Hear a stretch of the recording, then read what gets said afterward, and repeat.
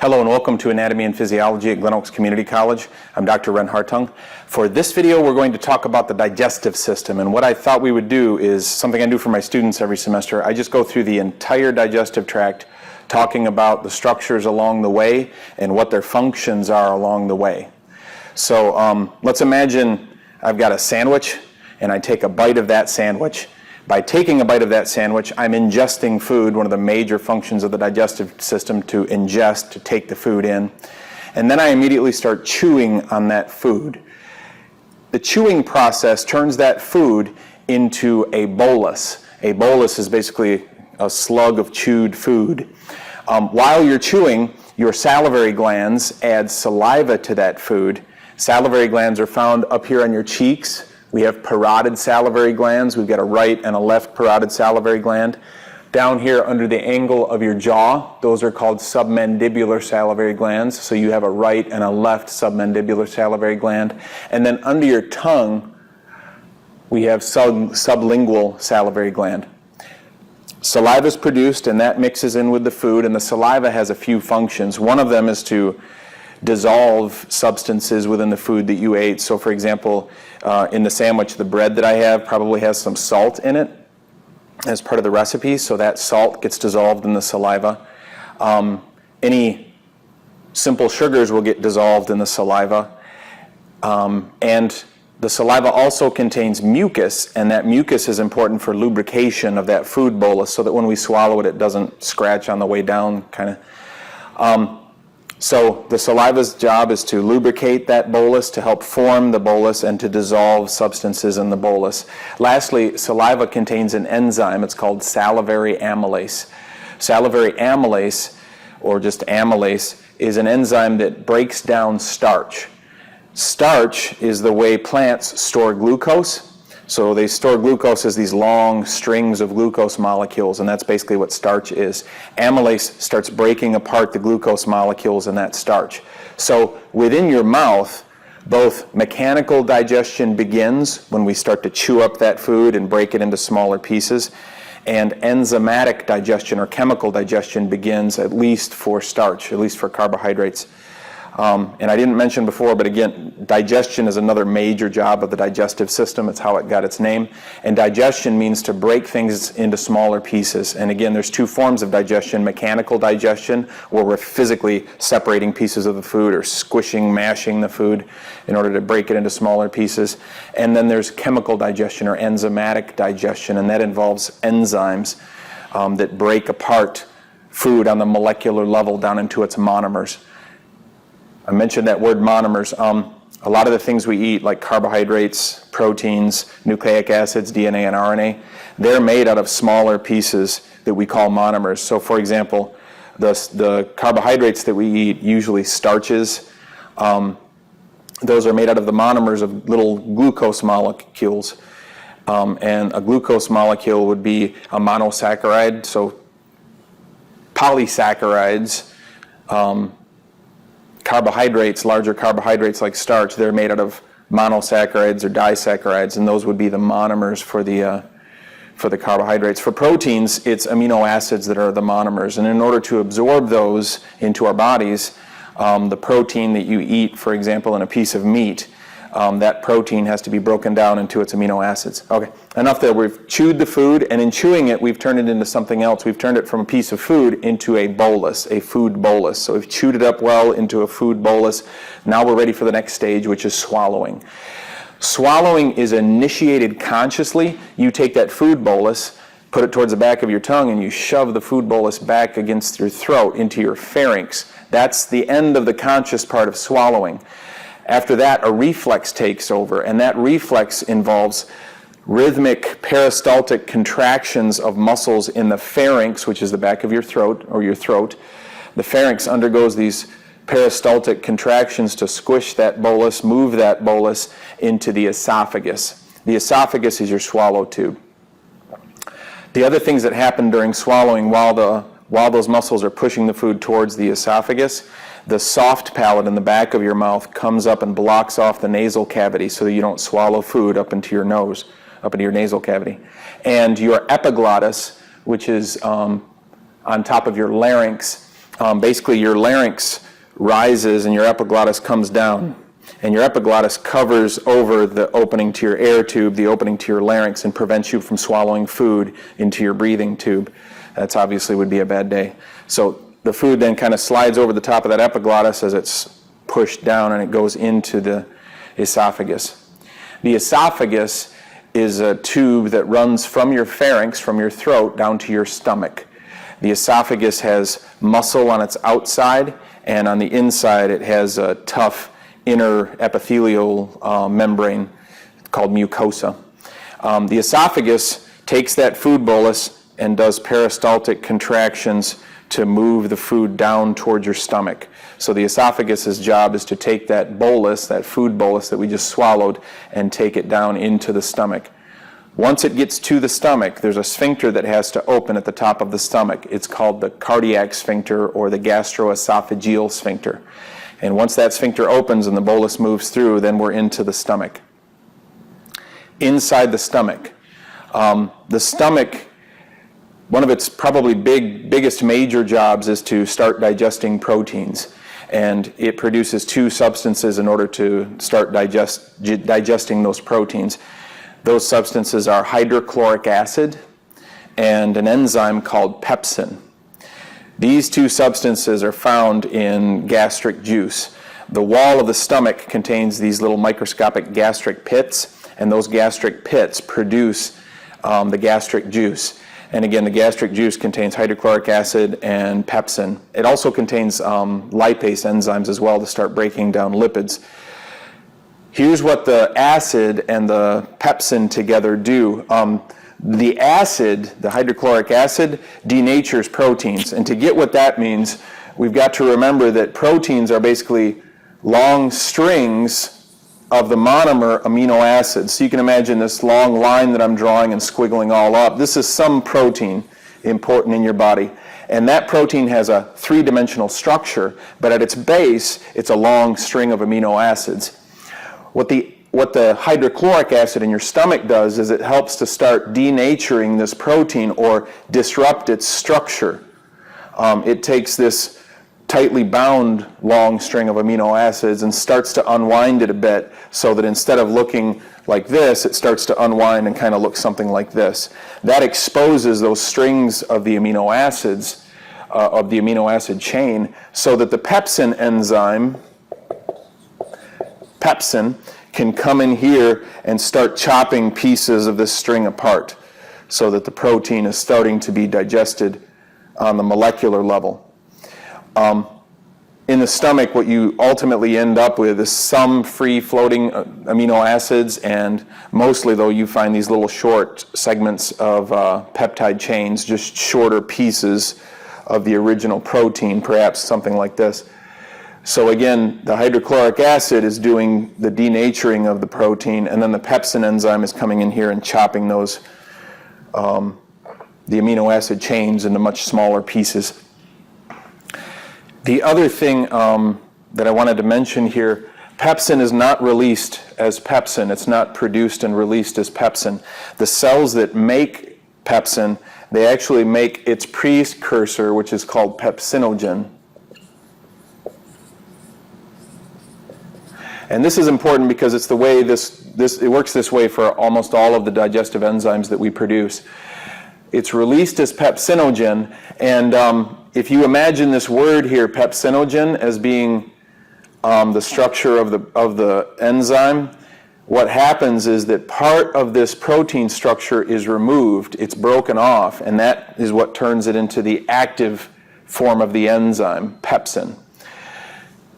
It is not produced or released as pepsin because if it was released or produced inside of a cell as pepsin, it might start digesting the cell that made it. You could think of it that way. Or it might start digesting the wall of the stomach. We don't want that to happen. So the stomach produces this stuff as pepsinogen, and then that pepsinogen goes out into the lumen of the stomach, and there it gets converted into pepsin.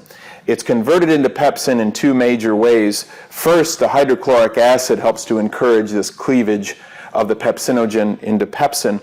And then any of the pepsin molecules that initially get produced, they can come up here and chew off that end piece, the inhibitory part of the protein. So it's kind of a positive feedback loop that quickly activates all of the pepsin. And again, the pepsin starts breaking apart the proteins, starting to digest the proteins. Okay, so we're in the stomach. We've started digesting proteins by denaturing with acid and chopping apart the amino acid chains with pepsin. Gastric juice also contains a lot of water. So another thing that we're doing is we're changing that food bolus that we swallowed, we're changing it from a semi-solid bolus into a liquid, and we call that liquid chyme. So another job of the stomach is to turn that formed food bolus into a liquid called chyme. Chyme has roughly the consistency of a loose pudding usually, a kind of a thin but viscous fluid. When the stomach is done, it's done as much digestion of protein, and again, it produces lipases as part of the gastric juice, so starting to digest some lipids, and it's turned that food bolus into chyme. Now we're ready to move on to the next part of the digestive tract. The stomach has a few parts that maybe we should talk about. The top part of the stomach is called the fundus, and the fundus has a couple of different interesting jobs. The fundus, of course, anatomically is just the top of the stomach, and when we're digesting food, or if we've swallowed any air, any gases that are produced in the digestion that we've talked about, and any air that you may have swallowed, it collects in that fundus because gases rise, right? It collects in that fundus, and if enough of it gets collected, there's a reflex that's triggered. It's called the burping reflex, and that fundus of the stomach kind of contracts, and the reflex also causes the opening of the gastroesophageal sphincter or cardiac sphincter, and then that gas can come up your esophagus and you burp it out. Another thing, I didn't go into enough detail on the function of that sphincter, the cardiac sphincter or gastroesophageal sphincter. That sphincter's job is to stay tightly closed so that that highly acidic environment that we have in the stomach with all that hydrochloric acid, we don't want that acid to get backwards up into the esophagus because it could burn the esophagus. It can cause erosions of the esophagus. And that's not only uncomfortable, but it can be dangerous down the road. So the gastroesophageal sphincter's job is to open when a bolus comes down so that that bolus can get into the stomach, but then to prevent stomach acid from getting back up into the esophagus. If there's a problem with that sphincter, for whatever reason it's not keeping the acid out of the esophagus, then we have what's called gastroesophageal reflux disorder, or Gerd. And Gerd can be simply symptomatic and not very dangerous. In other words, a little bit of an acidic feeling in your chest or in your belly. You kind of feel kind of a burning sensation or a little bit of discomfort, maybe even a bad taste in your mouth if some of the acid comes up. And that just might be uncomfortable, but if it's happening for too long, it can be really painful. And obviously, if the mucosa of the esophagus gets damaged enough, it can be really bad, and it can encourage esophageal cancers and other nasty things. Okay, back to the stomach. Remember that the stomach was turning the food bolus into chyme. Other parts of the stomach, I talked about the fundus. The body of the stomach is kind of the whole larger area of the stomach, and there are folds in there that we call rugae. At the end of the stomach, we have what's called the pyloric region, and at the end of that pyloric region, we have the pyloric sphincter. When the stomach is ready to empty, what happens is that pyloric region starts to do, again, little peristaltic contractions towards the sphincter, and the sphincter opens up just in little bits, so that what happens is from that pyloric region through the pyloric sphincter, we get little squirts of that acidic chyme coming out into the first part of the small intestine. It's very acidic. We don't want it to come out all at once because it could burn the small intestine. So little bits of this acidic chyme comes into the small intestine, and the stomach eventually over time fully empties, but it does it slowly again to protect the small intestine. Now we're on to our next organ, the small intestine. The small intestine's major job is the absorption of nutrients. And remember where we left, we had the acidic chyme coming into the small intestine. Maybe we should talk about two accessory organs before we move on to small intestine completely. In the first part of the small intestine, the duodenum of the small intestine, there's a little opening. It's called the sphincter of Oddi, or the hepatopancreatic ampulla. Through that little opening come pancreatic juice and bile. Pancreatic juice is produced by the pancreas. The pancreas is a gland in your abdomen that lies just underneath your stomach. Running down the middle of that pancreas is a large pancreatic duct that leads to that sphincter of Oddi or hepatopancreatic ampulla. The pancreas, as its exocrine function, it produces pancreatic juice. And pancreatic juice contains lots of digestive enzymes for the breakdown of those food molecules into their monomers. And it also contains bicarbonate. The bicarbonate is there to buffer that stomach acid. Bile. Bile is a greenish-yellow substance that's very bitter that comes from the liver. It's actually produced by the liver. So the liver makes the bile, and then the bile is delivered to the gallbladder. The gallbladder is there to store the bile, and the bile doesn't have to go to the gallbladder. It can go directly to the small intestine, but the gallbladder gives us the possibility of storing the bile, so if we have times when it's not being used. At any rate, when we do need bile, the liver's bile gets delivered to the small intestine, and the gallbladder that was storing that bile contracts and pushes bile towards the small intestine, and then bile starts entering again through that same sphincter of Oddi or hepatopancreatic ampulla. Bile also contains bicarbonate to help buffer the stomach acid, and that's why I'm talking about it now. Another thing that's in bile while we're talking about it is bile salts. And bile salts are there to emulsify lipids. Emulsifying lipids is basically talking about taking larger globs of lipid and turning them into smaller globs of lipid. Bile salts, or bile, is an emulsifying agent, and another emulsifying agent that you're probably more used to or that you know about is soap. Imagine dish soap. And imagine that this little circle here is a glob of some kind of fat or oil inside of that chyme that's coming out of the stomach. What the bile does, or what bile salts do, is they surround the lipid and allow for the lipid to turn into little tiny lipid globules. That is emulsification. And if they get small enough, these little lipid, little balls of lipid could actually, you could consider them kind of being dissolved in fluid. The major thing that this does is it causes for more of the lipid molecules to be exposed to the fluid here, so that the lipase enzymes, the enzymes that break down lipids, now they have access to more of the lipid molecules. So bile is important to help us with the process of digestion, although bile itself does not digest. It's not an enzyme. It just separates fat globules or lipid globules so that the enzymes can get to them better because more of the surface area of the lipid is exposed. So that's bile salts. And bile contains bilirubin. That's why it has that greenish yellowish color. And when we talk about the liver more in another video, maybe we'll talk about bilirubin and problems that we can have with the liver and how it becomes indicated. I'm trying hard not to get into it now. I'm stopping myself. All right, let's go back to the pancreas and pancreatic juice. We've talked about how pancreatic juice contains bicarbonate. Pancreatic juice. Pancreatic juice contains bicarbonate, HCO3-, and the bicarbonate ion can absorb hydrogen ions, so it's buffering that acidic chyme that's coming out of the stomach. And remember that bile contains this bicarbonate stuff too, so it's also helping to buffer the acidic contents coming out of the stomach. The other thing that pancreatic juice contains, again, is digestive enzymes.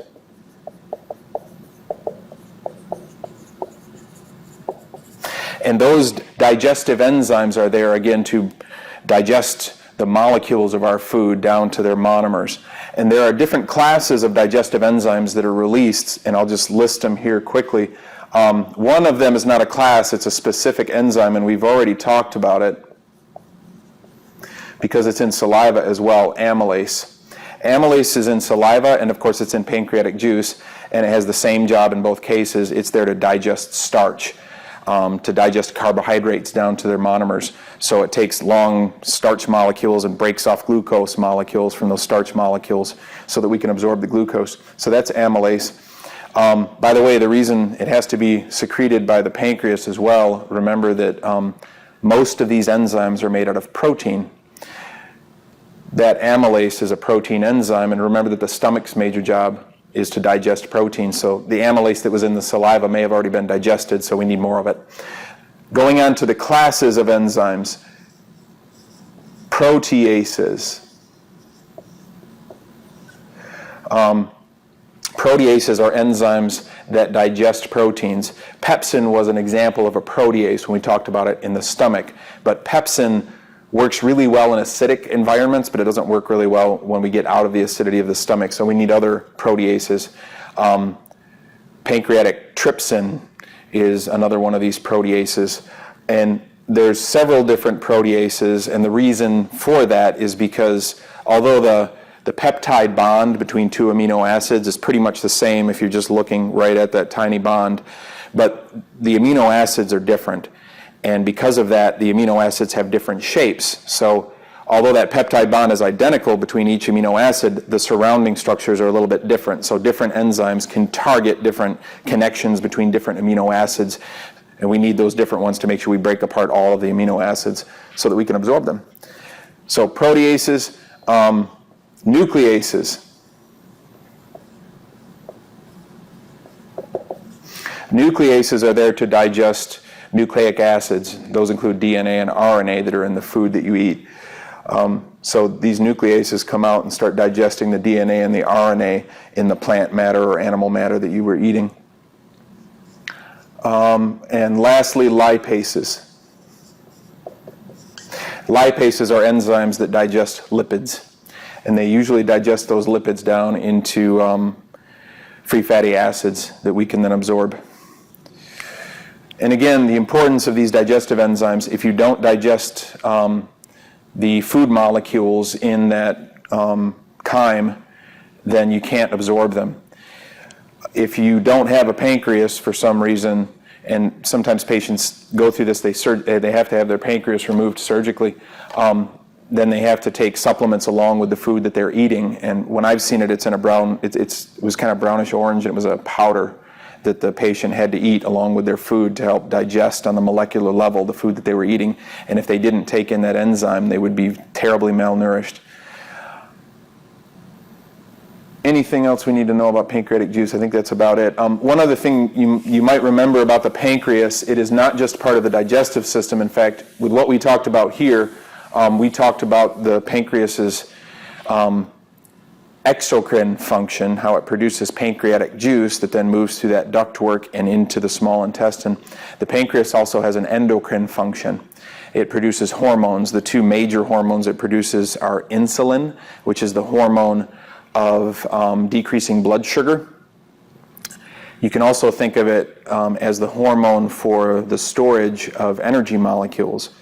And then the other hormone, its antagonist, is glucagon, also made by the pancreas. And glucagon has basically the opposite effects to what insulin does. So where insulin is the hormone of energy storage, glucagon is the hormone of energy liberation, so that energy molecules like glucose and free fatty acids increase in the bloodstream when glucagon is secreted. That's everything the pancreas is doing for us.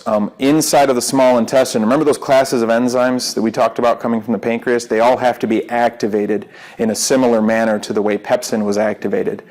There is an enzyme in the small intestine called enterokinase or enterokinin, and that enterokinase starts that process of activating those digestive enzymes coming from the pancreas. Those enzymes, the proteases in those and the proteases, that class of enzymes, they, again, kind of a positive feedback loop. Once those proteases become activated, they cleave the other proteins that are enzymes for digestion, and so all of them become activated in the small intestine. So within the small intestine, a lot of chemical digestion occurs. The protein that you ate gets broken down into either short peptide chains or dipeptides or tripeptides, and hopefully ultimately into amino acids. The starch that you eat gets broken all the way down into glucose eventually. The nucleic acids, the DNA and RNA that you eat, it gets broken down hopefully into nucleic acid monomers. and the lipids that you eat, they get broken down into free fatty acids. And then we can do the fun stuff of the small intestine, which is absorption of that, those nutrient molecules. The last digestive enzymes I should probably talk about, along the wall of the small intestine, the cells that line that wall of the small intestine, they actually have digestive enzymes on the surface of the membrane of these cells. They're called brush border enzymes, and they usually perform the last few bits of chemical digestion directly before absorption of that nutrients into the body. So back to the small intestine more broadly. The small intestine is the longest part of the digestive tract. That is in order to give it the largest surface area for absorption.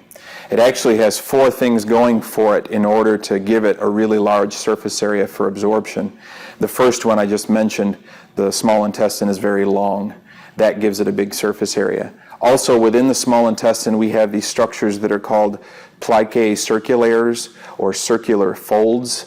Those are folds of the tissue on the wall, making the inside of the small intestine kind of look like an accordion. Those folds contribute to the surface area. They give it a greater surface area.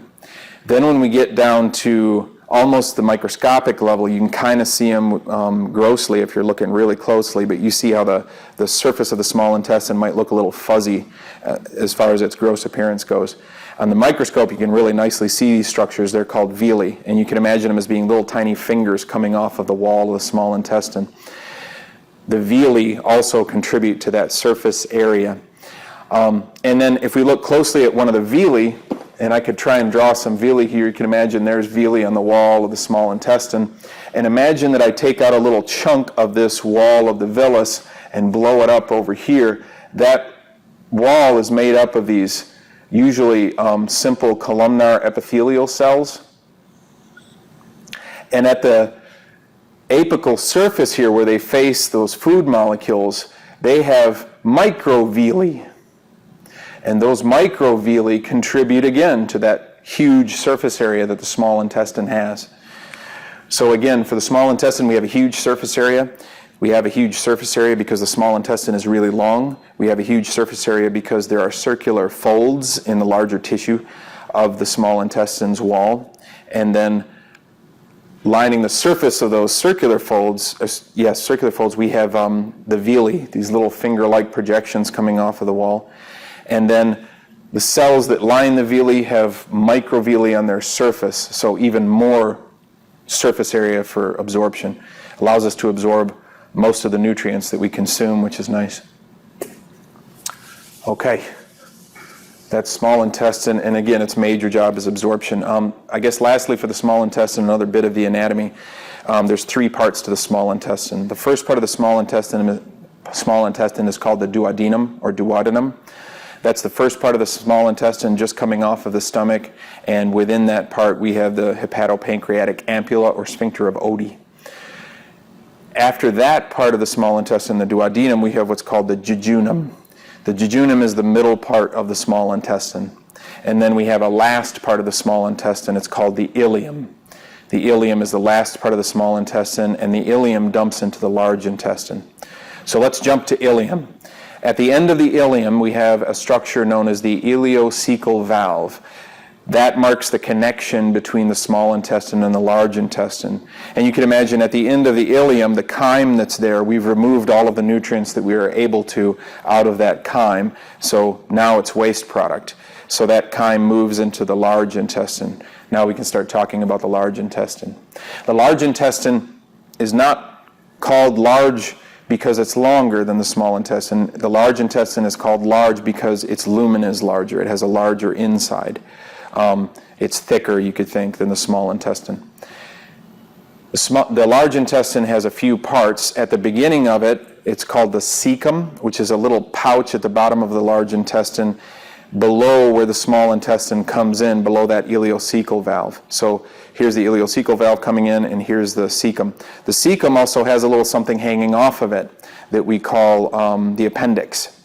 So the appendix hangs off of the small intestine.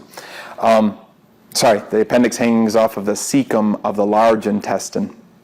After the cecum, the large intestine goes upwards, so it's called the ascending colon. And then the large intestine goes across That's called the transverse colon. And then finally the large intestine goes down. That's called the descending colon. And towards its back, after the descending colon, the large intestine kind of takes a turn. It's almost an S-shaped turn, and that's called the sigmoid colon. And then finally we're into the rectum. The major job of the large intestine is to reclaim water. Remember that we added water to the food bolus to turn it into chyme in the stomach. More water has been added along the small intestine, by the way, so that by the time the chyme gets here, it's almost totally liquid. We want to reabsorb that water because water is important and we want to keep it. So the large intestine reabsorbs water out of that waste material, and eventually that turns that waste material into formed feces, into formed fecal matter. That fecal matter then accumulates in the last part of the large intestine. Sometimes we consider it a different organ. It's called the rectum. And you can think of the rectum as a kind of a conical pouch. The fecal matter accumulates in the rectum. And then we could talk about the last parts and function of the of the digestive tract. The last function of the digestive tract is the elimination of the unabsorbed waste products. You could think of it that way. So either things we can't absorb or that we already absorbed as much as we needed or wanted, so it's all waste product now. And actually, before I go on to that, let me talk about one other thing that's in the large intestine, and that is bacteria. There are lots and lots of bacteria in the large intestine, billions and billions. There's more bacteria in the large intestine than there are humans living on this planet. Tons of bacteria. And these bacteria are good for us. We like them. They help us to be regular, for one. They help us digest stuff that we could not digest, and from that they synthesize things for us. They make B vitamins for us. They make vitamin K for us, and the large intestine absorbs those vitamins for us. And lastly, the good bacteria that live in our large intestine help to make sure the bad bacteria don't live in there. That's another function of the bacteria that live in the large intestine. So that's the importance of the normal flora of the large intestine, the good bacteria that live in the large intestine. And before I move away from that, you may have heard at some point that the appendix is a structure that we don't need anymore. And maybe it is, but it does have a function, or it has had a function. It has two major functions that I can think of. One of them is an immune function. That same normal bacteria that lives in our large intestine, it also gets into the appendix. And the appendix has little structures that can take in some of those bacteria, and then white blood cells that engulf and destroy those bacteria, and then they display antigens of those bacteria to the immune system. So basically you could think of the appendix as a scout for the immune system. It's got lymphatic tissue wrapped around it, and it's there kind of examining what kind of alien bacteria live in our large intestine, and it makes sure that we build up immune responses against those bacteria just in case they cross and get into the body proper and cause us infections. The other job of the appendix that we've come to understand is it creates a lifeboat for those bacteria. If we ever have diarrhea, you've probably had diarrhea at some point, you know what happens. Your large intestine basically gets flushed out with the diarrhea, and you lose a lot of those good bacteria, but there's a little collection of those good bacteria still in the appendix so that we can replenish those good bacteria down the road. So that's probably more than you wanted to know about the appendix. You probably already know also that the appendix can get inflamed. It's called appendicitis, and then we have to surgically remove the appendix. Sometimes it can burst, and then we get peritonitis and inflammation in the abdominal cavity, which can be deadly. Enough about the appendix. Again, large intestine, its job is to reabsorb water, and that forms formed feces or stool. And where we were at was talking about how the rectum is kind of like a pouch that contains the fecal matter until it's time to go to the bathroom. When we go to the bathroom, when we get rid of that fecal matter, that's called defecation. And defecation involves basically the following. The rectum has filled enough and stretched because of the amount of fecal matter that's in it.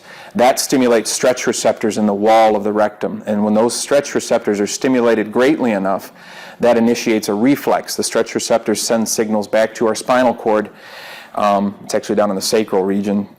And if there's enough of a stretch signal going back there, it initiates this reflex, and motor neurons are stimulated as a result, and those motor neurons cause the rectum to do peristaltic contractions, pushing the fecal matter down towards the anal canal. The fecal matter is pushed to the anal canal, and those same motor neurons that we talked about a second ago causing those peristaltic contractions in the rectum, other motor neurons stimulated at the same time cause the relaxation of the internal anal sphincter. The internal anal sphincter is smooth muscle, and normally when we're not going to the bathroom it stays clenched and we don't have to think about it. But when it's time to go to the bathroom, that sphincter relaxes so that the feces can move through. You don't have control over that sphincter, it just opens. But fortunately there's a second sphincter, the external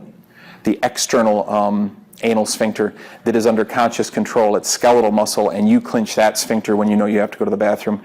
And you hold on to it, of course, until you're in the right place to let go and perform defecation. Actual defecation, once you open both sphincters, the feces start to be moved out by peristaltic contractions of the rectum that move the fecal matter out through the anal canal and the anus. And sometimes we help that along by bearing down or doing what's called the Valsalva maneuver. And that's defecation in a rather large nutshell. Another part that I didn't talk about specifically maybe enough, remember we have rectum, and then we have anal canal, and then we have actual anus. The anus refers to what you see on the outside. The opening that you see on the outside is the anus. And with that, I believe I've told you the full story of how we ingest food, how we digest that food, how we absorb the nutrients from that food, and then how we deal with the waste products from that food in terms of the large intestine turning it into formed fecal matter and then defecation. So that's the story of the digestive system. As always, if you have any questions or comments, feel free to leave them down below. And thank you once again for watching.